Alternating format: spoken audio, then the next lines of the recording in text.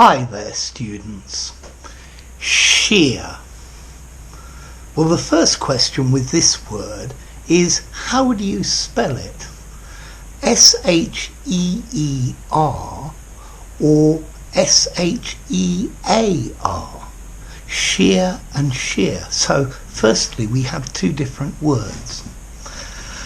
I'm going to look at the double E one to start with, S-H-E-E-R. So first of all, we very often use shear as an adjective to give emphasis to something. So we could say that was sheer luck, pure absolute luck, nothing other than luck. There was no skill at all. What you're saying is sheer nonsense. It's total nonsense. It's adding emphasis, saying completely. So we use sheer to mean total. He did it out of sheer desperation. He achieved his goals through sheer hard work. Okay, we also use sheer as an adjective, talking about a wall or a cliff or a drop, to say that it's vertical, perpendicular. So there was a sheer drop of 100 feet. The cliff was almost sheer, it was almost vertical. The descent from the mountaintop was almost sheer. So vertical, standing up. We can also use shear, double E, to talk about a textile that's very, very thin. You'll probably only see this meaning, this usage with something like sheer silk or sheer tights. So something that's very thin, it's transparent. Okay, now we have another different meaning with a different origin. To shear, meaning to change course suddenly. We normally use it to shear off or to shear away.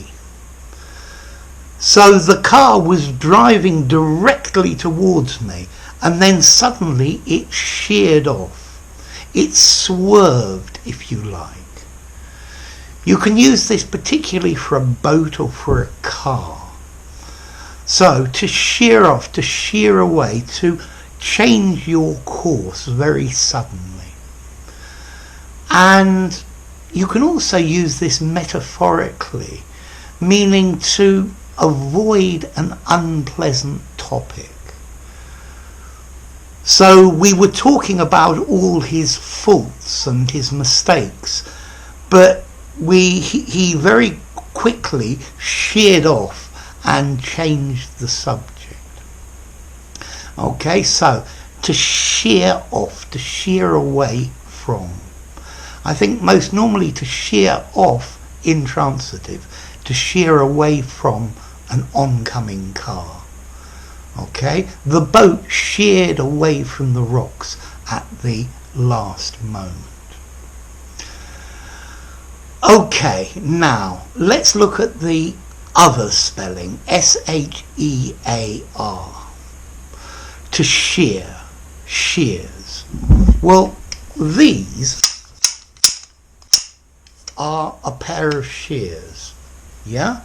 And you can use shears to cut things.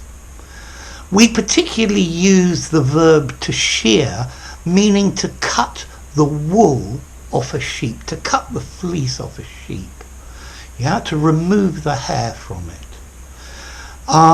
Sheep shearing, yeah, it's time to shear the sheep. If you've ever tried to shear a sheep, it's not an easy thing to do. I can vouch for it.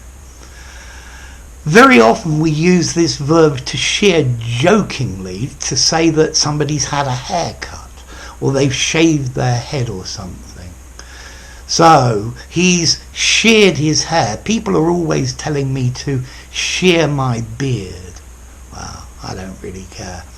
But to shear, to cut hair.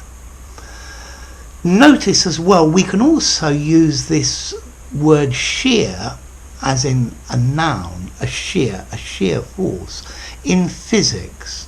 So if you have an object and you have a force here and another force here, they don't go towards each other, they go towards each other, but there's a distance between them. That is a shear force. And we can use to shear meaning to break, because if these two forces are very big, then and it breaks. So I pulled the handle too hard and it sheared off in my hand. It broke off in my hand. Notice this verb to shear, E-A-R, is an irregular verb. Shear, sheared, shorn. The past participle is shorn. So, he went to the barber and was shorn. Okay? So, two words here. Shear, S-H-E-E-R, meaning pure, absolute. That's sure. He shouted and with sheer delight. A sheer drop, a sheer cliff, vertical. A sheer textile, very, very, very thin.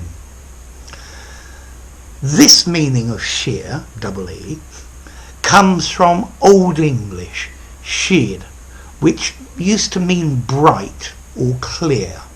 So I can understand how that goes.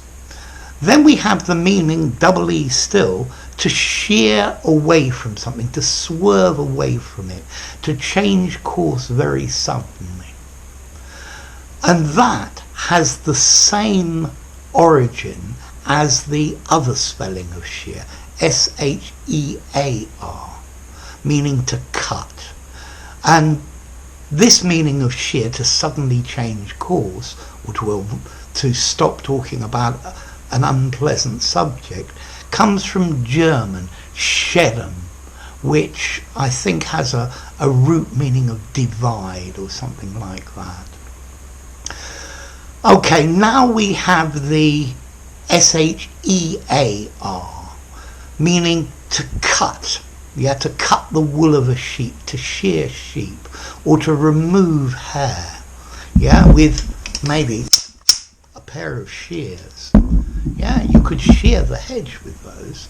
And then you have a shear force. So in opposite directions, but there's a distance between them. Okay, what about formality?